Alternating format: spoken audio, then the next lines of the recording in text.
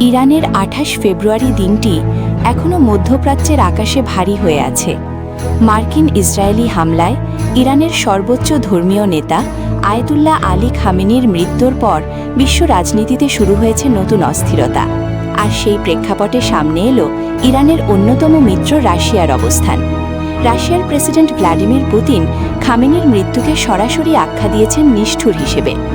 রুশ রাষ্ট্রীয় সংবাদ সংস্থা তাস জানিয়েছে, পুতিন গভীর সময় বরং স্পষ্ট কূটনৈতিক বার্তা। মস্কো পরিষ্কারভাবে দেখিয়ে দিল তেহরানের সঙ্গে তাদের সম্পর্ক কেবল কৌশলগত নয়, তার চেয়েও বেশি কিছু। তবে পুতিন সরাসরি মার্কিন যুক্তরাষ্ট্র বা ইসরায়েলের নাম নিয়ে হামলার নিন্দা করেননি। তিনি হামলার দায়ীদের নাম উল্লেখ না করেই আন্তর্জাতিক আইনের কথা বলছেন। প্রশ্ন উঠছে, এটি কি কৌশলী নিরাপত্তা নাকি বড় কোনো ভূ রাজনৈতিক হিসাব? তবে কি বন্ধু চিনতে ভুল করেছিলেন খামেনি? বিশ্লেষকরা বলছেন, রাশিয়া বর্তমানে বহুমুখী চাপে রয়েছে।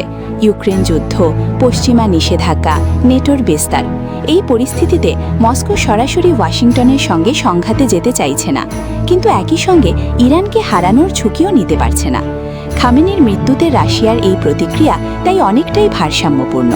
একদিকে তীব্র ভাষায় নিন্দা, অন্যদিকে সরাসরি দোষারোপ থেকে বিরত থাকা। ইরান রাশিয়া সম্পর্ক গত কয়েক বছরে আরও ঘনিষ্ঠ হয়েছে। জ্বালানি, সামরিক সহযোগিতা, আঞ্চলিক কৌশল সব ক্ষেত্রেই দুই দেশ একে অপরের পাশে দাঁড়িয়েছে। সিরিয়া থেকে ককেশাস, বহু ইস্যুতে এই জোট কার্য